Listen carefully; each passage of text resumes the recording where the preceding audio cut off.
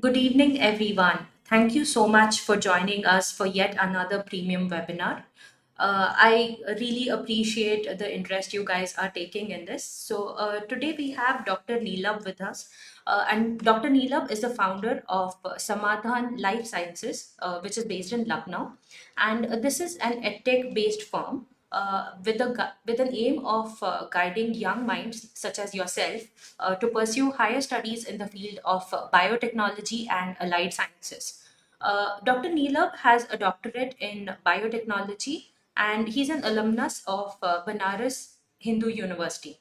He's an elite academician and researcher with more than 35 international research papers. So, guys, he's truly an inspiration for all of you. I truly believe that you can take a lot away from this session and, learn a lot. Please make sure you make the best possible use of this opportunity and ask all your questions to Dr. Neelab towards the end of the session. Continuing my introduction of Dr. Neela, he is also the recipient of Young Scientist Awards and Travel Awards from ICMR, CSIR, and DST. He has a patent and an edited book under his belt as well. He is also the editor of many biotechnology and life science journals of high reputation and lends his expertise as a reviewer in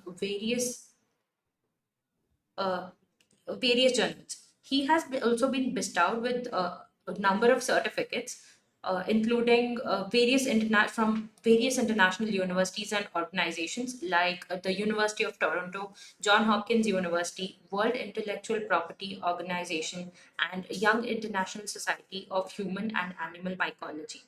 He has a profound teaching experience in prestigious universities like Banaras Hindu University and Isabella Thoburn College, which is based in Lucknow.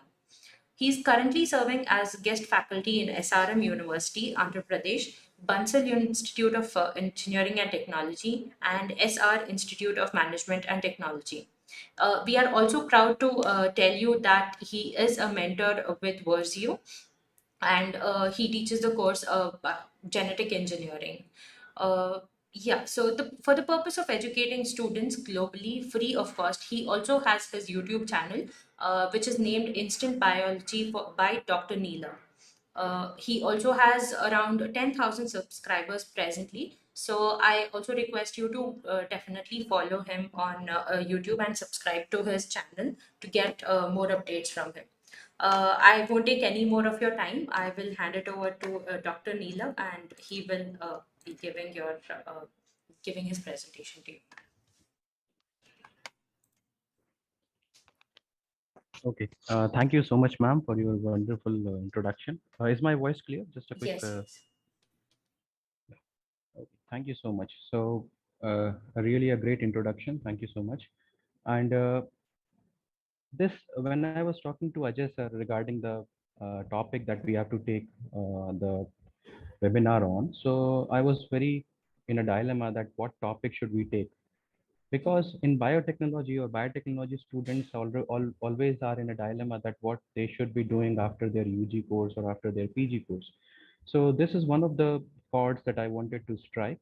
This is this is my personal opinion that when I was in my BTech, I was very dicey that what I should be doing after my BTech, because biotechnology is more of a research oriented field. So let me start with that point only, with my story that when I was in UG around 10 to 12 years back, so I was doing my BTech in biotechnology. So then I had all sorts of questions in my mind that what should I be doing after this, or where should I be landing after this?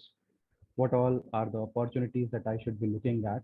What should I be doing, or where my future lies? So this was one of the most prominent questions back then also, and I believe all of you who are pursuing their life sciences or biotechnology degrees, they have this question in their mind now also.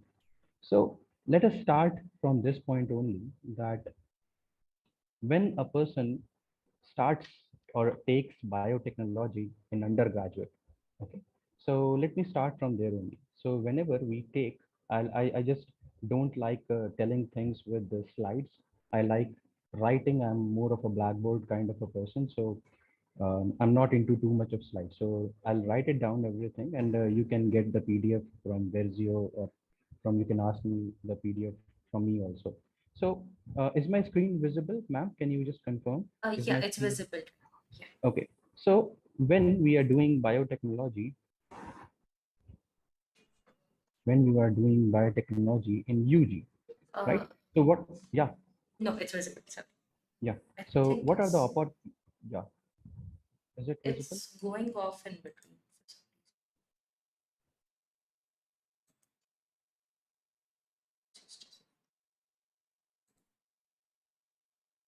Is it clear?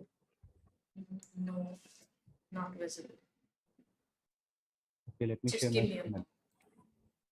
again. Should I share my screen again? No, it's working. Yeah, you can continue. Okay. Okay. So whenever we are doing biotechnology in UG, what are the opportunities that we have? Let me just chalk out the opportunities. And we would be talking about each of these opportunities one by one. So the first opportunity that we have is go for higher studies. Go for higher studies. The next opportunity that people have is government jobs. Apply for government jobs. The third possibility is to opt for private jobs, to opt for private jobs. So these are the three possibilities that all the life science or allied subjects or biotechnology background people have. Let us take each of these fields and talk about these fields, what you can do, where you can go, which are the examinations that you can give. Let us talk about each one of these, right? So let us start with higher studies. Let us start with higher studies. So when I say higher studies, what do I mean? When I say higher studies, I mean that the people who are doing their B.Tech, people who are doing their B.Tech can go for M.Tech, and after that they can opt for their Ph.D. Similarly, people having their B.Sc can go for their M.Sc, and after that they can opt for Ph.D. Now there is one benefit for the B.Tech students that from B.Tech to M.Tech, in order to get into this, you have to qualify a GATE examination, and there are other examinations also. And for from M.Tech to PhD, there is CSIR Net examination. Mostly there is CSIR Net. Apart from that, there are multiple other examinations also that I will be talking about in some depth. Okay, one more important feature is that B.Tech students can directly go for PhD after clearing CSIR Net examination. This is very, very important, and I've seen that many students of undergraduate level, they do not know about this. So if you qualify CSR, then you do not need to do M.Tech. You can directly go from B.Tech to PhD. What about other students? What about the BSc background students? So BSc students, it is mandatory to go from BSc to MSc, and then only they can opt for PhD. Okay, this would be clear to you. Now let us talk about the examinations that you can give in this higher studies this field. What are the examinations that you can give? So the first examination that you all might be knowing, I believe, is the examination of GATE. GATE. So what is the full form of GATE? GATE means Graduate Aptitude Test in Engineering. Okay, Graduate Aptitude Test in Engineering. So what is the eligibility and which students are eligible to give GATE examination? So understand this, that the students who are in their B.Tech, students who are in their B.Tech can give this examination to enter into M.Tech. And mostly IITs take admissions through GATE. Okay, IITs and IISc. So let me write it, IITs and IISc. So these are the institutes in general that take admission on the basis of GATE scorecard. And which students are eligible to give GATE? Previously, all B.Tech students were eligible for giving GATE examinations, and through that, they entered or got admission into M.Techs in IIT and IISc and wherever these courses are available. Not only government colleges like IITs and IISc, Apart from that, some private universities also take admissions through their GATE scores. Okay, so you should be very clear on that. But now I've seen that since past couple of years or 3 years, BSc students are now also eligible for giving GATE examination. BSc students are also eligible for giving GATE examinations. One more thing I would like to make, or one more thing I would like to tell you, that you are eligible to give GATE examination in your third year only. You do not need to wait for the fourth year or the final year. You can directly give your examination in the third year only, because the GATE scorecard is valid for more than 2 years. Okay, so even in your, if you are in the fourth year also, then also you can give the examination. In your third year also you can give the examination, so it is very, very beneficial. Apart from that, BSc students can also give the examination, but I do not find much use of BSc students giving GATE examinations, because for them IIT Jam is there for giving the MSc, for going into the MSc courses. You can opt for IIT Jam. I will be talking about that also in a bit. Okay, so in general, what are the branches that biotechnology students can opt while giving the GATE examination? It is BT and XL. BT means biotechnology, XL means life sciences. So there are majorly, apart from this, there are other fields also through which you can give the examination, but I highly recommend students of biotechnology background or biochem background to opt for BT or XL. Okay, BT means biotechnology, XL means life science. So you can give your GATE examinations through this. When is the GATE examination held? It is held in February each year. That means it happens only once a year. So February each year. February each year. Okay. So what are the benefits of qualifying a GATE examination? The benefit is, the first thing is that you might get into IIT depending upon the score that you have. Plus, you would be getting a handsome stipend of 12,400 rupees a month. 12,400 rupees per month stipend you would be getting. Okay. So this is added advantage to the students who have qualified the GATE examinations. What all the other examinations that we can give, right?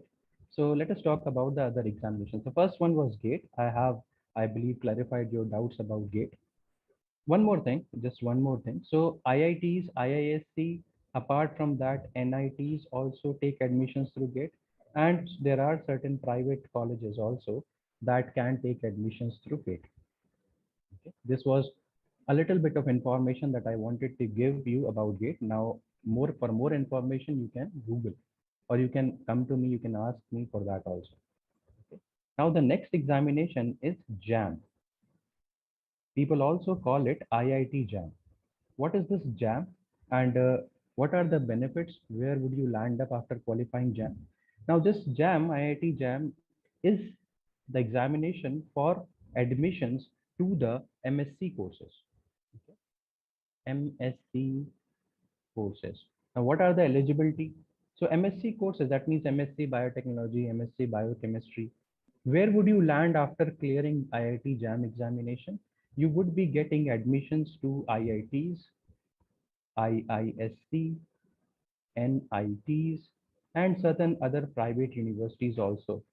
So now you would ask me, what is the difference between JAM and GATE? So GATE, mostly B.Tech people give. JAM, mostly BSc students give.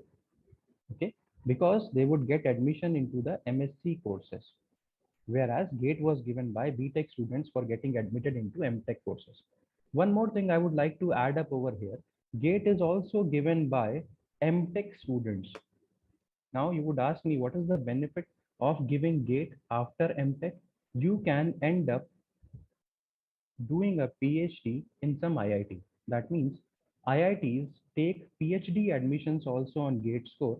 So after you have completed your M.Tech, you can give GATE examination and complete your PhD or get into PhD in some IIT. Okay, so now we returning back to the JAM courses. So what you need to do is you can fill the form of a JAM for getting into MSc courses into IITs, IISc, NITs, or private universities. and you can go into the MSc courses. What are the, I mean, what sort of questions are asked? The pattern is almost same to the GATE examinations. Okay, just that there are 30 MCQ questions. There are MSQ questions also, 10 MSQ questions also over here, and 20 numerical aptitude questions are over here. Okay, the paper is a little bit tough, but you need to go into IIT, so the screening has to be proper. Okay, that is why this type of question paper is set. So we talked about IIT Jam. Okay, now let us talk about another examination that just a little while ago, I believe day before yesterday, the result was announced for this examination. The name of the examination is GAT-B. So what is the name of the examination? It is GAT-B. Now this is a peculiar examination. Why am I calling it peculiar?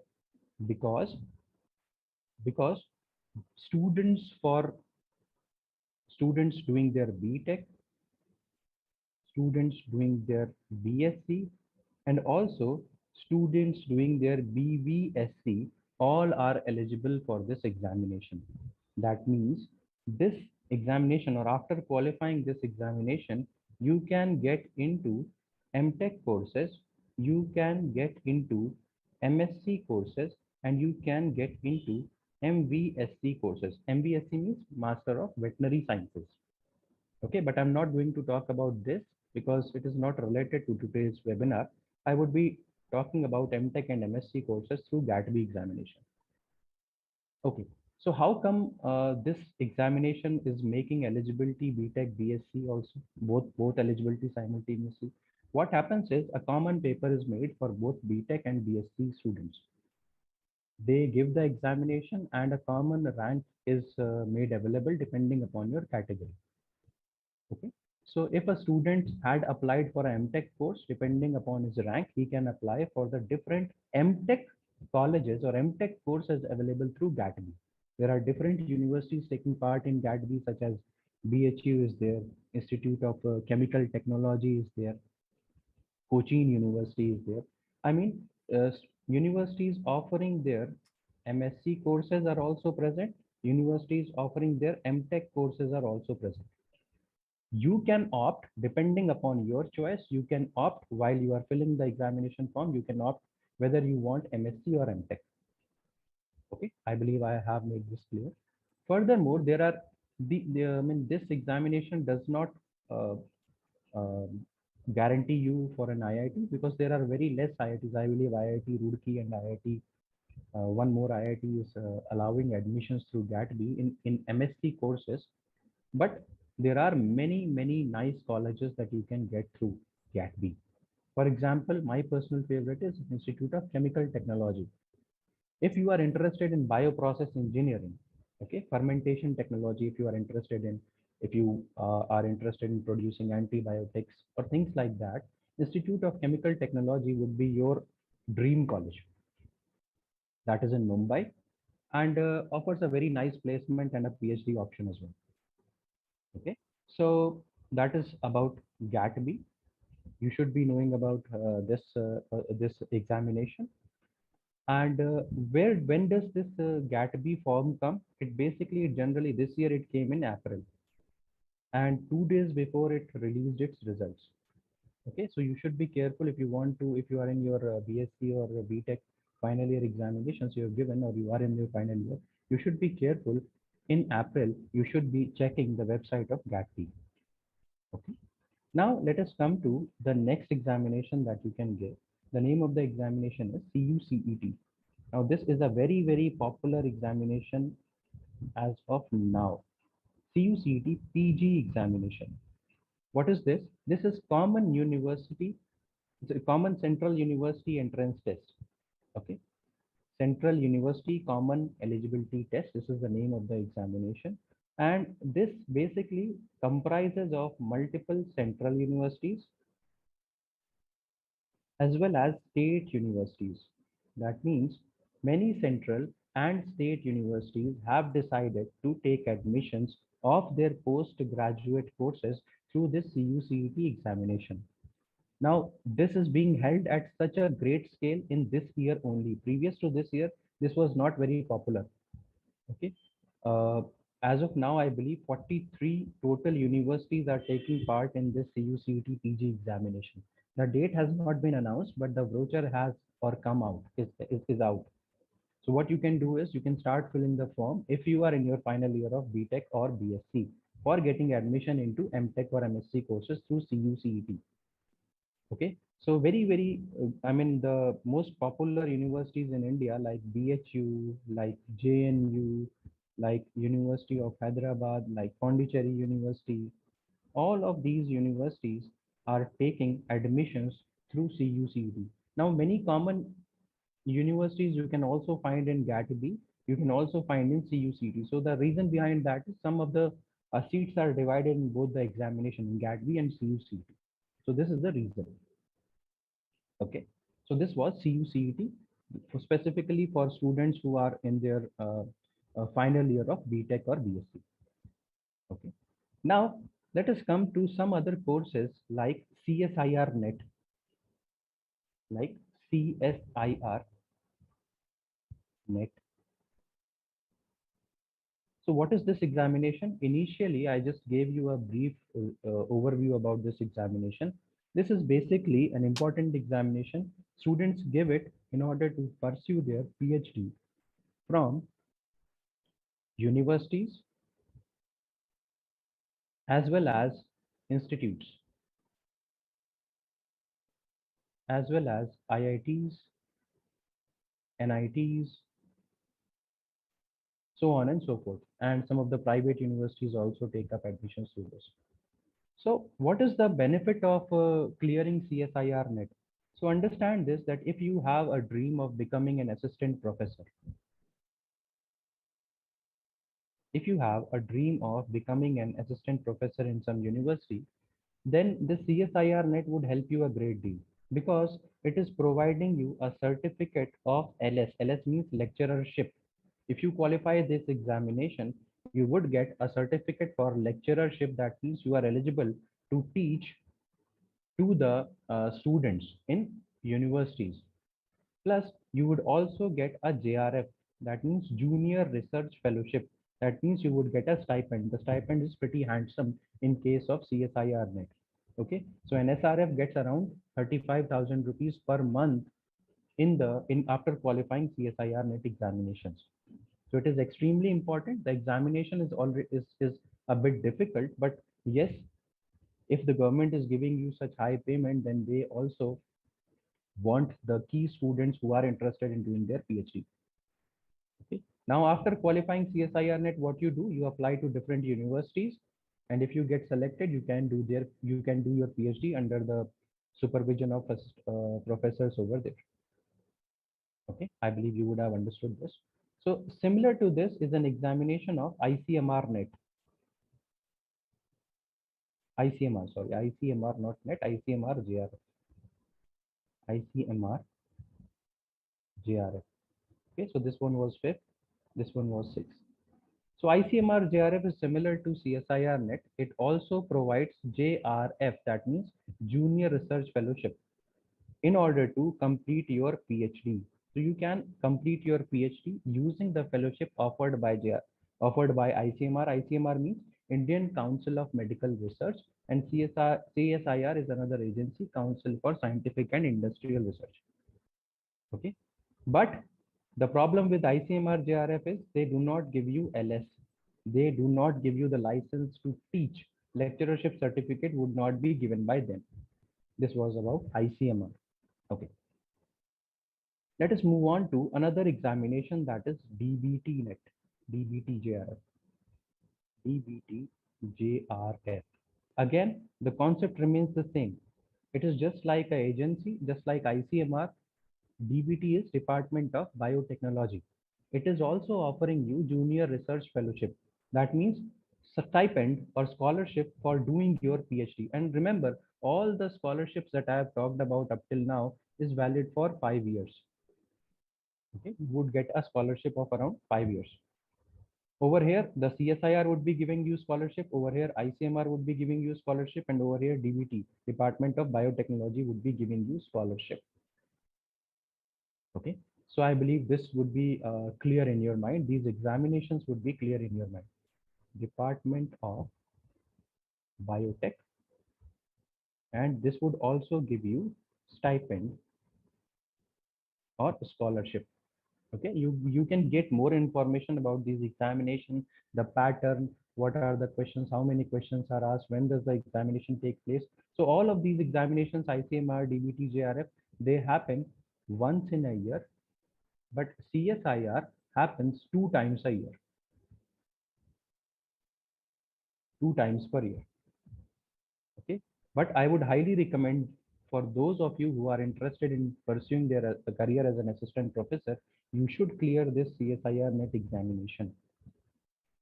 Okay, so now we have understood, or we have talked about multiple examinations that are happening, or that students can give in their during their UG or PG. Now let us talk about opportunities abroad. Okay, opportunities abroad.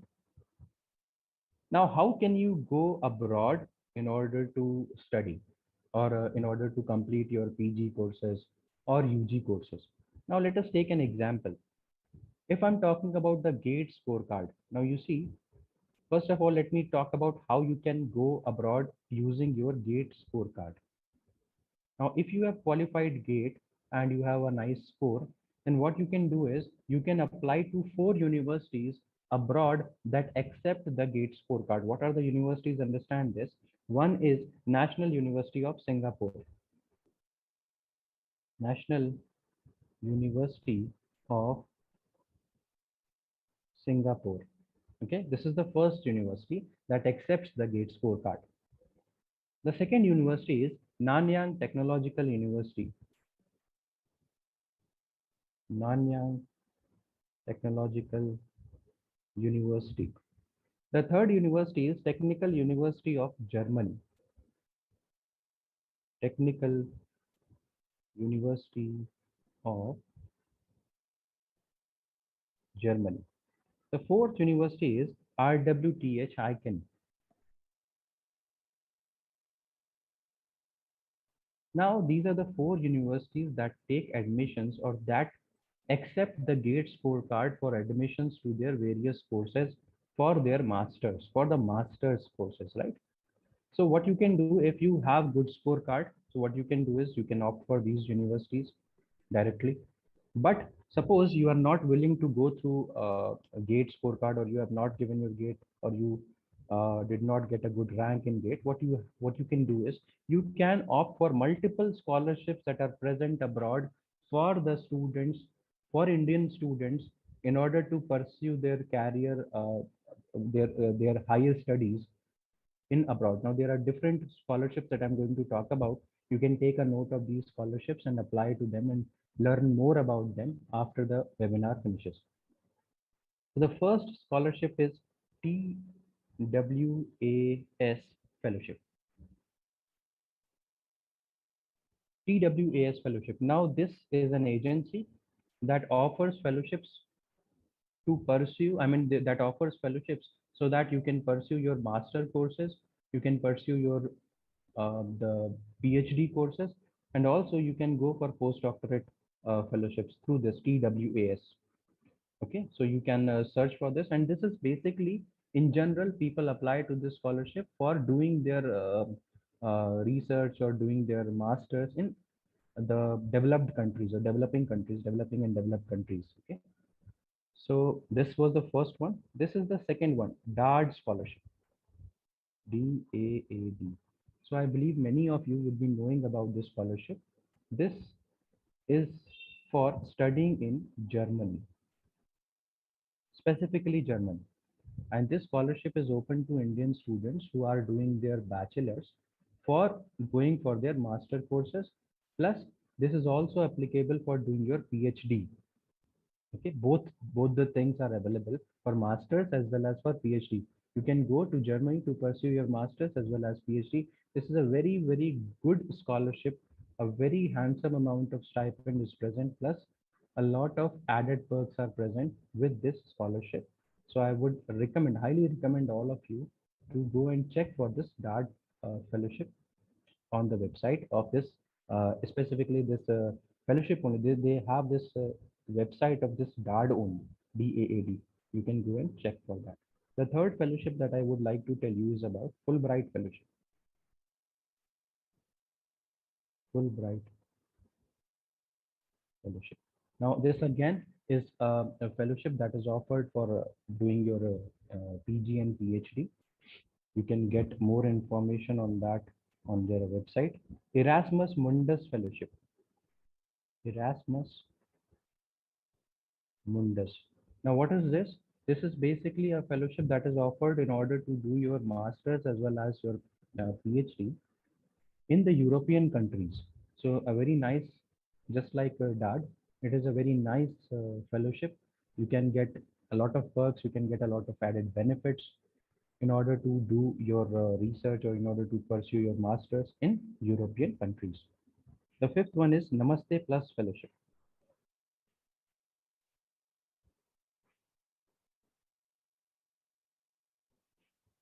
So this is basically a relationship or a MOU that is signed between Göttingen University and Indian government. So this would allow you to pursue your master's or PhD in Göttingen University. Okay, so what you can do is you can look forward. Apart from this, there are multiple opportunities that you can apply for when you want to, if you want to go abroad. So what I can tell you is that in the UGC website, University Grants Commission website, there is an option for international cooperation. On the university website, on the University Grants Commission website, there is a option for international cooperation. And on that option, there are different uh, proposals or there are different study plans available for students who want to go abroad, who want to pursue their studies abroad.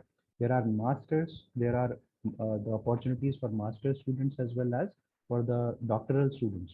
Okay, so you can check out the UGC website every now and then. Regularly, you should check out the website so that you can get a clear idea about what are the opportunities for you. Okay, international cooperation. Okay, so this was about opportunities abroad. One more I had MBO long term and short term. MBO long term and short term. MBO means European Molecular Biology Organization. So this organization also offers long term and short term fellowship to pursue your higher studies in European countries. They have their centers in Europe, around Europe, so you can pursue your studies over there. Okay, now the next question comes when we have completed the first portion, the higher studies portion we have completed. Now let us move on to government jobs. What are the possibilities of the government jobs available after doing your biotechnology, masters or UG? Government jobs. Just give me a minute, please. So the second one is government jobs. So are there any government jobs? There are government jobs, but the frequency is not that much. Okay. There are government jobs, but the frequency is not that much. So the first government job that you can get is the assistant professor job that I just told you a little while ago. Assistant professor. So the same type of jobs is JRF. That means there are different projects that are advertised every now and then from universities, from research institutes for asking for the candidature of different students who can work as a JRF or who can work as an SRF or who can work as a project fellow. So these are the opportunities that you can look into. The next opportunity is food inspector. This job is advertised by Food Corporation of India, FCI. So I've seen this job multiple times a year, depending upon whenever the vacancy arises. This job is advertised. You can check out the food inspector job by Food Corporation of India. Apart from that, there are jobs offered in the silk boards, government silk boards, silk boards. So, I mean, you might have heard about the sericulture, etc. Apiculture also, apiculture also. The apiculture departments, they also offer jobs. Silk boards and apiculture, these are basically confined to a state. So, for example, I recently saw a job advertisement in the Tamil Nadu Silk Board. Okay, so you can check out this different advertisements provided by or displayed by the government agencies, just like the example that I gave you, Government Silk Board of Tamil Nadu. Okay. Apart from that, there are health system resource centers, health system resource centers, or health system corporation, health system corporation. Now, these also offer jobs, basically in the health sector. Okay. Apart from this, National Green Tribunal, National Green Tribunal. This also offers job to biotechnology or life science graduates. Next is DRDO, Defense Research Development Organization. This also offers jobs to life science graduates. DBT. Okay. Apart from this, BARC, Baba Atomic Research Center. So these are 10 most uh, frequently advertised jobs in the government field. Basically, government has these units that advertises jobs for the UG and PG students that have done their graduation or post graduation in life sciences or biotechnology. So I believe this would be clear to you. Now let us move on to private companies. What are the private players and how can you apply to the private players? Lastly, I would also talk about how you should apply basically. Okay, so private companies.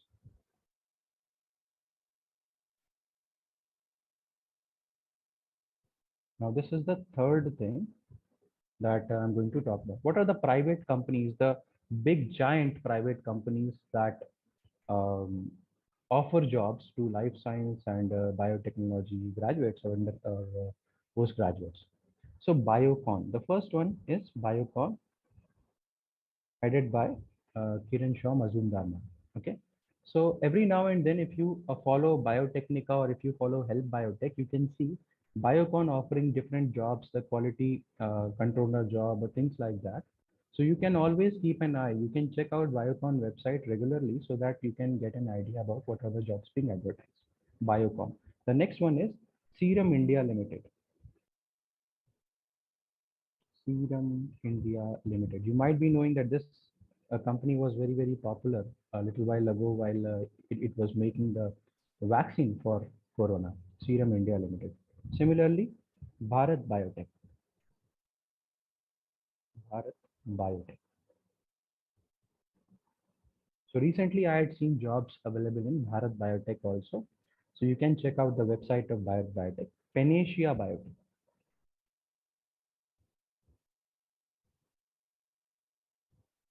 Panacea Biotech. Next, apart from this, these were the core biotechnology industry. Are there any other sectors where you guys can go? These were the top biotechnology, core biotechnology companies that you can apply to. Okay, and what is the purpose and what is the way in which you can apply? You can directly go to the website of the company and you can look for the available opportunities. Okay, if you are in an IIT or if you are in an NIT, then it is good. The companies might visit your campus also. But if not, you can directly go to the company website, update your CV over there, or apply your CV over there, apply for a particular job. They might call you up. Although the interview is very rigorous in these companies, there is a 3 to 4 round interview, but of course, if you prepare well, you can get into these giants of biotechnology. Apart from this, are there any other sectors in which biotechnology UG or PG students can go? Of course, agriculture sector. Agriculture sector. Now there are seed development companies, right? Example, just I'm giving you seed developing or the what do you say the fertilizer companies. They also uh, take up students from life science or biotechnology background. So agriculture sector, you can always apply. Then pharmaceutical sector, pharma sector. So for example, the pharma sectors can be Cipla. I multiple times see openings in Cipla. Okay. Apart from this, Ranbaxy. Apart from this, Zydus. Now these are the companies, the three companies that most often I see uh, vacancies advertised in these three companies. You can go and check out the websites of these companies. Apart from this, are there any other sectors? Yes, paint sector, paint. So just like Nerolac or Asian Paints. So you might have seen that in the advertisement of Asian Paints or Nerolac Paints, you might have seen that this paint does not get spoiled by fungal infection or bacterial or this type of infection. It will not get removed easily. So how is that they are saying? Because they have checked for the antifungal nature of that. Okay, it won't get destroyed so soon. So how come is that they are checking or they are claiming that this is antifungal in nature? So that is just because they have some in-house life science people who check this paint for that particular property. So that is why I'm saying that these paint industries or paint companies also hire life science and biotechnology people. So I believe this would be clear to you. So I'm again running short of time. I have a little small thing to complete. So the last thing that I would like to talk about is the resume or how you should apply. If you are sending your resume to someone or if you are applying to a company, what are the key factors? What are the key things that you should keep in mind while you are making your CV or while you are applying for a particular job? Okay. So key factors. This time, key factors. Key factors. So when I've seen people, whenever they are applying for a job, they do not pay heed to small things. Let me tell you very useful points that would gain you points, that would gain the confidence of the employer, and he might call you for a proper interview. Okay. So what are the key features that you should keep in mind while applying for a job? So the first thing is that you should have an updated photo of yours. People I've seen, they do not use photograph on their CV or resume. That is not a right practice. You should be using an updated photograph of you on your CV. Plus, you should have an updated mobile number. Updated mobile number. I've seen people changing their mobiles, but they do not update it on their CV or resume. You should be very clear on that. Plus, your address should also be present and it should be updated address that if you are applying to a company. So these are the first important points that you should look at when you are preparing your CV or resume. The second one is make it short. Make it short. So see, if I am the director of a company or if I am the CEO of a company and I need to, or if I am a HR of a company and I need to shortlist people for a given position, I would not be interested in reading a lot of pages from a particular candidate because the number of candidates who would have applied for the vacancy would be very high. So I would not have the time to read all the pages. So what you should be keeping in mind is that you should keep your CV short and crisp.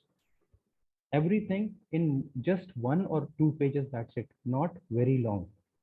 So that is why I have said that make it short. So many people struggle doing this. How can you make a CV very short? Okay, if you have done lots of things, how can you make a CV very short? You would like to project the things to the employer, then only he would take you. But this is not true. Let me show you how can you make your CV short and impactful. So whenever you are applying for a job, just check out what is the description of the job or what does it want you to do. Okay, suppose I suppose I am applying for a life science job or a biotechnology job that has been uh, that has been projected by a company, a biotech company, and this. Suppose they have asked me to be well versed in FACS, flow cytometry. So because they are asking me to be well versed in flow cytometry, I would talk about, or I would give whatever you see experience I have in handling this flow cytometry, because they only require that thing. There is no point giving all the other things that you are having. It's good that you are having all those things, but you should be focusing more on the prerequisites of the job that are being asked. That would give you a more advantage over other competitors. Okay, so your CV should be in accordance to to the job description. Okay, you should not use the same CV to every job that you are applying. You should slightly modify it depending upon what is the job description, and you should modify it accordingly. The fourth one is use attractive templates. You should use attractive templates. I would show you an example also when I end this. I would give you how you can use attractive templates, and using those templates you can convey your thoughts, you can convey your advantages, you can convey your degrees in a very short or small area. Okay, next thing is highlight important areas of your CV. Okay, now suppose I am giving you an example. Suppose I'm applying for a research job, and I have got a young researcher fellowship or a young researcher award in my career sometime. So I would want to bring that important feature in my CV somewhere and highlight it, so that the chances of me getting the job would be more. That is why I said you should be able to highlight important areas of your CV depending upon the job description. Okay, this is the very the important point. Next is the sixth point is that you should always sign your CV. Either you can sign it digitally or you can sign it manually, whatever you have. So you should always sign and give your CV. I've seen people not signing at the end. You should be signing your CV and giving it to the people. Okay. So I promised you to show you a template. Just give me a moment. I have a template. Now you can see this. Template I got from the internet. So you can see the name of the individual, Mark Smith, and such a nice professional photograph he has. Okay. You paste in a nice professional photograph. Do not use a photograph of a marriage function that you had attended. No, that would not be nice. You can see this. I like this most. So this is the skill portion of this individual. He is a web developer. So these are the languages or the skills that he has developed. And he is showing it by this representation. Okay, you can see this. So instead of writing it point wise, what he has done is he has showed it through this. This is the experience, this is the education, and this is about me. One page, that's enough. Okay. So you would have also found this CV emphatic. So this is how CV would make an impact on the employer. Okay. I believe you would have got a clear cut idea. So with this, I would like to, because it's already 7:50, I would like to end up my talk and allow ma'am to take in the questions, because there are 10 minutes left. So yeah, over to you, ma'am. Can you hear me properly? Yeah. Okay. So are there any questions?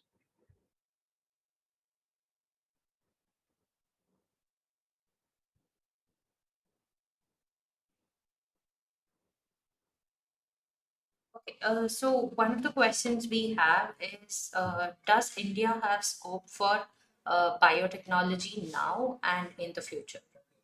So, Yeah. This is a very common question that I have come across multiple times.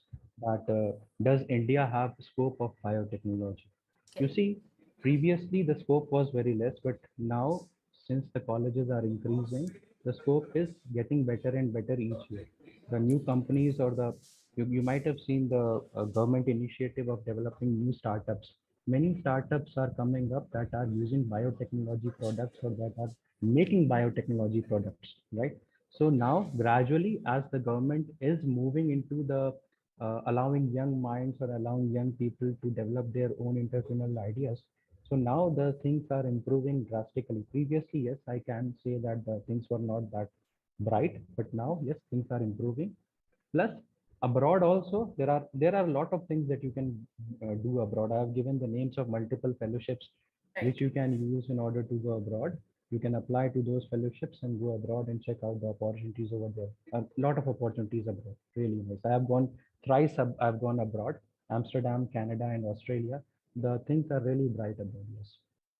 That's good to know. Thank you so much for sharing that. Uh, Let me just check what other questions we have.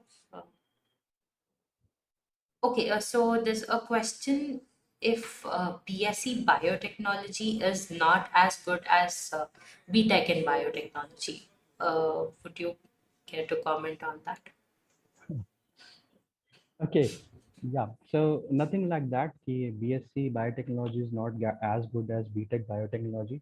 I have seen multiple students asking me the same thing other way around that BTech Biotechnology is not as good as BSc Biotechnology.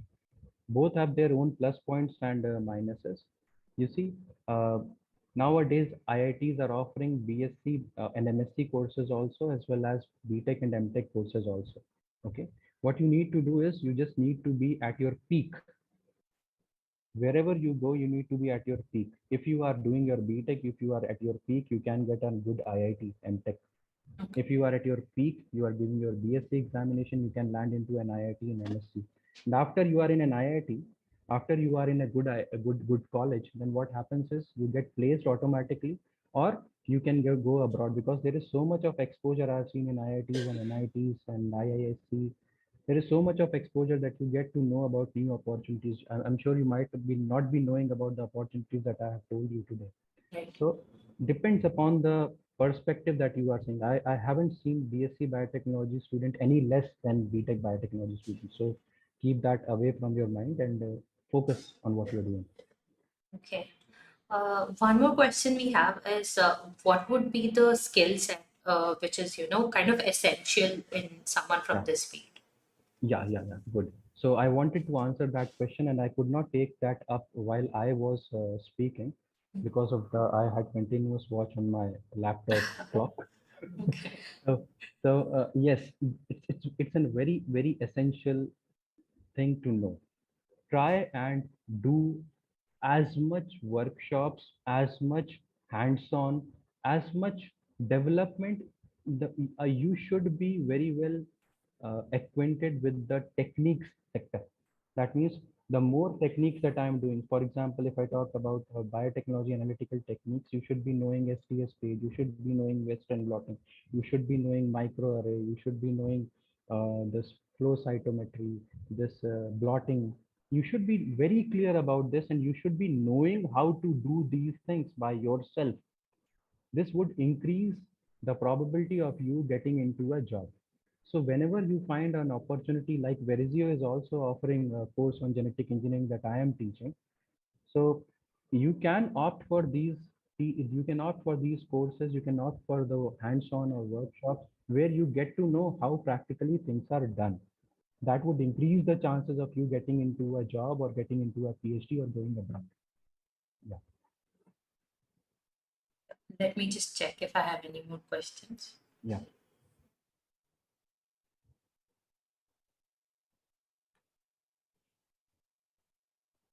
Okay, which industry do you think is the best for a fresher from biotechnology? Yeah. Good. Okay, so as I've already told you, let me just go back to the slide presentation that I had. What are the companies or what are the sectors that most often take up students from biotechnology? You see, the food industry is one of the major absorbers of biotechnology. Food Corporation of India, if I talk about, takes up a lot of students from biotechnology background, Food Corporation of India. Okay. Apart from this, if I talk about, this is the pharma sector, very very important sector that takes up students, because there are huge number of pharmaceutical companies emerging in India as well as that are present in India. Cipla, Ranbaxy, Zydus. Every now and then you would find a job for in these pharmaceutical industry. Jobs of scientists are also present, but that would want, or that would require you to be a PhD in general. Okay, so pharma sector, I believe, and food sector are the most important sectors, are most important absorbers of UG and PG students in biotechnology. Okay. Yeah, we have yet another question. The Yeah, student wants to know what's the landscape for startups in biotechnology, yeah, according to good, you. sure. So you see, because recently government has, I mean, what can you say? Easing, but basically the government has uh, when they eased the rules for building in new startups. Plus, it is also encouraging young minds and young students for developing their own uh, this companies in the biotechnology sector. Specifically, I would tell you, after the corona pandemic, after the second wave and the first wave, a lot of young companies, a lot of young people have come into the health sector for developing new antibiotics, for developing new vaccines, for developing new products. Okay, so the loaning facility is also very well now. You can opt for MSME companies. The MSME loaning is also very nice. Government also supports. The loaning is available at a lesser rate. The paperwork has eased up a lot. So there are multiple opportunities, multiple facets. They have eased up things. So you can now think about entrepreneurship. You can think about building up your own company. So that's a good idea, great idea. That's really good to know. Thank you so much, Dr. Neelab, for clarifying that for us. That would be all from my end, and I really want to extend my heartfelt thank you to you for making it to this session and also sharing valuable insights. I really believe that our students had a good time and got to know a ton of information from you. Thank you so much, and yeah, cheers. Thank you, ma'am. Thank you so much. Have a good day. Have a good day, all students. Yeah. Thank you.